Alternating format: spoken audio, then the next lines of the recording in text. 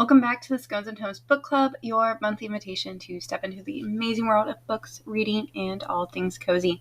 I'm your host, Librarian Anna, and I am so thankful that you're spending a piece of your day with me. For the month of June, we've been reading From Twinkle with Love by Sandhya Menon, and I can't wait to jump into our discussion. But you know the drill. Go grab your cup of cozy, and we'll get right into it after we hear from today's sponsor. Hey friends, the Scones Tomes Book Club is brought to you by Anchor. Anchor is an all-in-one podcaster's dream. It's a free platform that allows you to create, record, edit, and distribute your podcast all in one place. And as a bonus, it also allows you to monetize your content with sponsorships and ad placement. So why not start today? Get started with your own podcast over at anchor.fm or on the Anchor app available on iOS and Android. What are you waiting for? All right, let's just get into it, shall we? From Twinkle with Love is Sandhya Menon's sophomore novel, and it came out back in 2018. In this novel, we follow Twinkle Mara, aspiring filmmaker and self-proclaimed groundling in a realm of silk-feathered hat people. She's been having a rough time since her BFF has been ditching her lately to hang out with the cool kids, and she's feeling even more isolated from her parents with their dad's long hours and her mother's depression. So, when fellow film nerd Sahil comes by with an amazing proposal to get her film on the big screen at the Midsummer Film Festival, it feels like her one-way ticket to shiny Twinkleville, complete with possible chance at getting to date her long-term crush, who just so happens to be Sahil's twin brother. Hijinks, of course, ensue, and we're on a roller coaster through the ups and downs of finding your true voice and having the courage to show it to the world. I had the absolute pleasure of meeting Sandhya Menon at the 2019 Colorado Teen Literature Conference, and I got to hear her speak on the struggles of writing her sophomore novel before breaking into her own with her 2019 romance, There's Something About Sweetie. Since then, I've been lucky enough to join her YA Street team and promote her books 10 Things I Hate About Pinky, as well as the first two St. Rosetta Academy novels. But honestly, this book fell flat. It earned a modest 4.7 or equivalent to a 3-star rating on my rating scale, but it felt pretty rushed and honestly a little bit forced.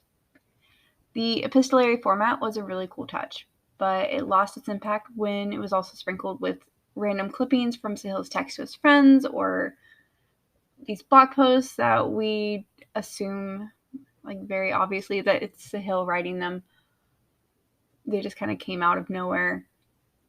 And also the side plot around her mystery admirer just honestly really didn't need to be there. I thought it could have been a really cool touch, but it just kind of went one direction and then tapered off. But I enjoyed the romance throughout the book, and I really, really appreciated the focus on her friendship with Maddie and kind of the ups and downs of that. Overall, this is a fun summer read. Bonus points that we read this in June, which is when the book takes place, but honestly it's missing the complexity and polish of Menon's other novels. Dear Sterlings, this is your official warning that the rest of this podcast is dark and full of spoilers. If you have not read this month's pick and would prefer not to get spoiled for events that happen in the novel, please take this as your permission slip to turn the episode off and come back after you've finished. From Twinkle with Love is written primarily through Twinkle's journal entries. Unlike other epistle-style novels, Twinkle doesn't start her entries with Dear Diary. Instead, she addresses her entries to a handful of female directors that she looks up to. I thought this was an interesting take on a tried-and-true format, but I did find it a little unbelievable sometimes that Twinkle related so much verbatim in a journal entry. But one thing that it did accomplish was getting me curious about the filmmakers that Twinkle admires so much for this month's Down the Rabbit Hole. So we're going to check a few of them out. Not gonna lie, I am terrible at looking at the directors and crew that are involved in movies unless I already know a name. So doing a deep dive into some of the directors mentioned in this novel is making me want to do a movie marathon of all of them ASAP. So first on the list is Mira Nair. Twinkle writes to her a lot, and I was pleasantly surprised I'd actually seen a few of her movies. She is an Indian filmmaker based out of New York City and has directed a number of American films that were based off of books. These are books such as Vanity Fair, which the movie starred Reese Witherspoon, The Namesake, which is based off the award-winning novel by Jhumpa Lahiri, and more recently, The Reluctant Fundamentalist by Mohsin Hamid. I've only seen Vanity Fair, but I really want to check out the other novel adaptations, as well as Queen of Katwe, which is by Disney, and Amelia, which is a biopic about Amelia Earhart, starring Hilary Swank and Richard Gere. Next up is Sophie Coppola. Honestly, I had no idea she was so famous. Apparently, her father was the director of the Godfather trilogy, and Sophie appeared in all of them in various roles. But really, she made her fame with films such as The Virgin Suicides, Marie Antoinette, and The Beguiled. And she has a very uniquely feminine style that uses aesthetics over pithy punchlines and action sequences to really drive her points home. And of these, I've only seen The Virgin Suicides, but I do have Marie Antoinette and The Beguiled on my list as well. Next up is Nora Ephron, and part of me wants to say that Nora Ephron is probably the most well-known on the list, but honestly, I think it might just be the fact that I grew up in the early 2000s and Tom Hanks movies were everywhere.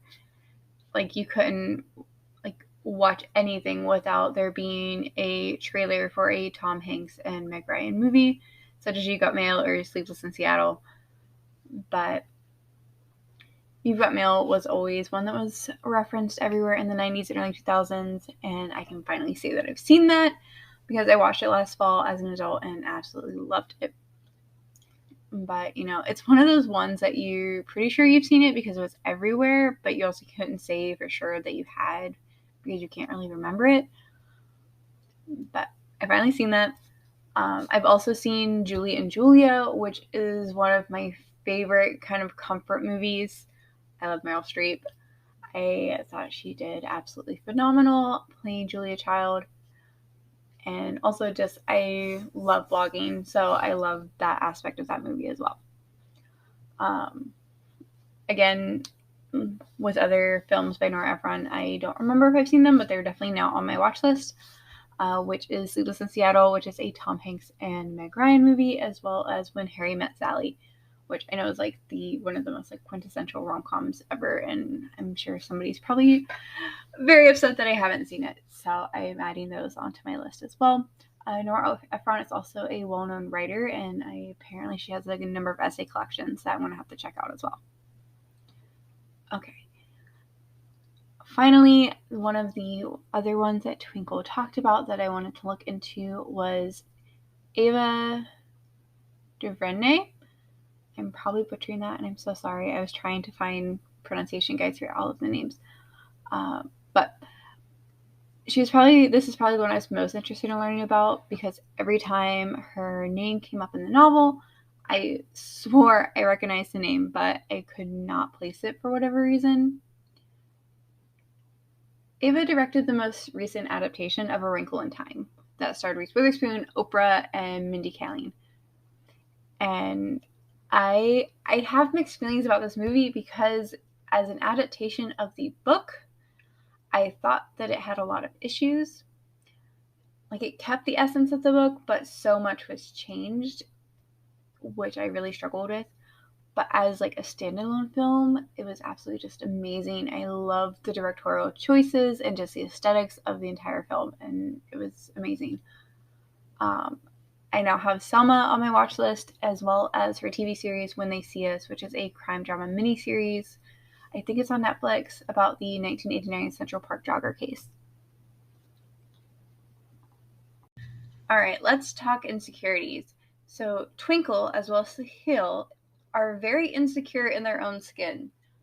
For Twinkle, this primarily seems to stem from her absentee parents, and especially these most recent rejections from her BFF. For Sahil, he is a twin brother, and his twin brother Neil is, he's the swim star, he's super smart, and Sahil's always in his shadow. So this obviously played a huge role in this book, and reading this as an adult, reading YA, I did find that Twinkle in particular, because we read from her perspective, her extreme insecurity drove me a little crazy, honestly. But then I had to check myself because I'm pretty sure most of my annoyance comes more from the fact that as a child and as an adult, I am Twinkle. Like, I struggle with insecurity and anxiety very much the way that Twinkle does in this book. And the way that she talked just kind of reflected like my own negative self-talk, which I really struggled having that kind of mirror. Sorry, you can hear my cat who wants to come hang out. So I think getting to see Twinkle kind of go from being super insecure to being at least like a little more confident near the end really was kind of amazing. I do think that it allowed for her kind of explosion into anger and desire for revenge near the middle of the book, because it's so easy to do that. Like, it's so easy to just like blame everybody else for you feeling the way that you are. Like, it takes a lot of strength to admit this, like, you are the reason for your own feelings. And it's hard to expect like teens to do that. It's hard to expect most adults to do that, in all honesty. I know I struggle with that myself. But I really appreciated Sandhya Menon's kind of focus on letting Twinkle experience the full gamut and, having her come back from that. And then also we got to see Twinkle, from her experience in learning this, also be able to do it for Sahil as well, and like be able to see his insecurities even though he's not talking about them.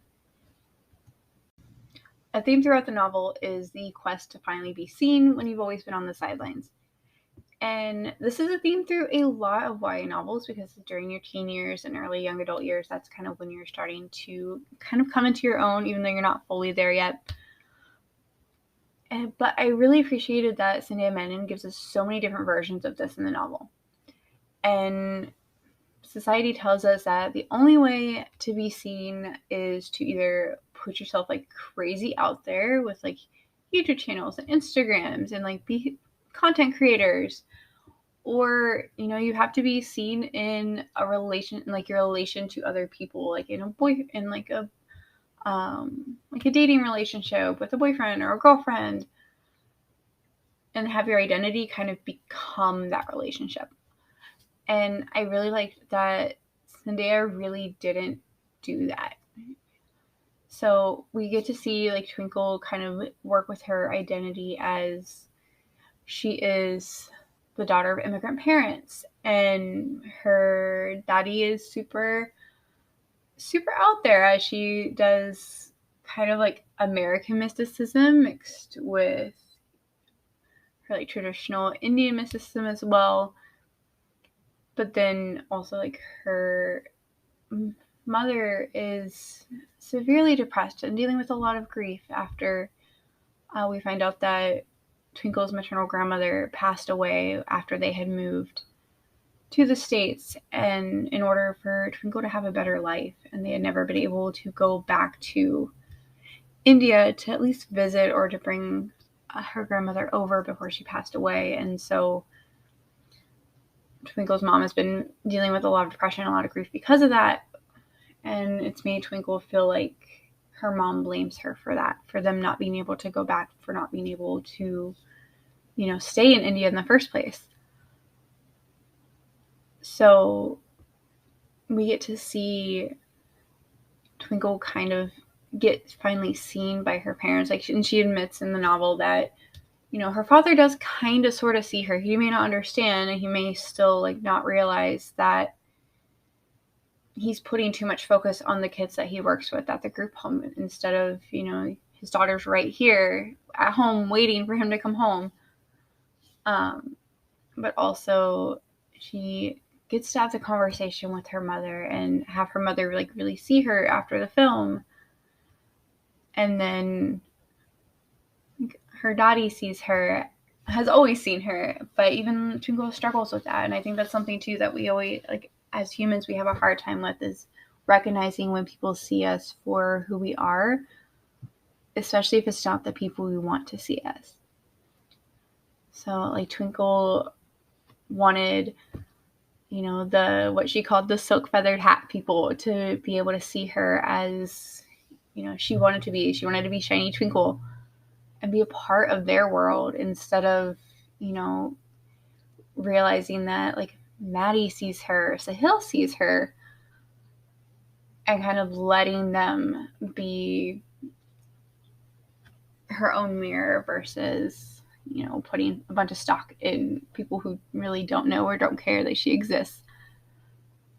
And I just thought that was really, really cool. But then also we finally get to see like Twinkle see herself, especially in the wake of the insanity that she kind of goes through when she's just in a rage. And finally she kind of has to like sit with the mirror and be like, who am I? What am I becoming? Like, what's going on? And, kind of coming to terms with that. And I thought that was a really, really well done version of this theme that we don't really see in a lot of other books. Okay, that was our discussion on From Twinkle with Love by Sandhya Menon.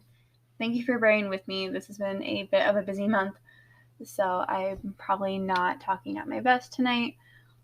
But before we close out, I do want to talk about our adventurous flight for From Twinkle with Love. So obviously, I really want to recommend Sandhya Menon's other books. There's Something About Sweetie is probably one of my favorites. We get to follow Sweetie, who is a plus-size athlete who can run circles around the basketball star, and it has a fake dating relationship, and it's just super cute. There's a little bit of steam, nothing too crazy, just a little bit of a couple steamy kisses, but it's just really cute, and it's about body positivity and mother-daughter relationships, which we also see in From Twinkle with Love, and it's so much fun, and it's so cute. Another one by her that I also really, really loved was 10 Things I Hate About Pinky. If you love the mother-daughter relationship struggles that are in this book, then check out 10 Things I Hate About Pinky, because you will get the mother-daughter clashes of the century, and as well as getting to see Pinky not only dealing with her own inner struggles, but also how she's using them to fight for change in her community and society as a whole, and finding somewhere to put all of that energy and passion that she has.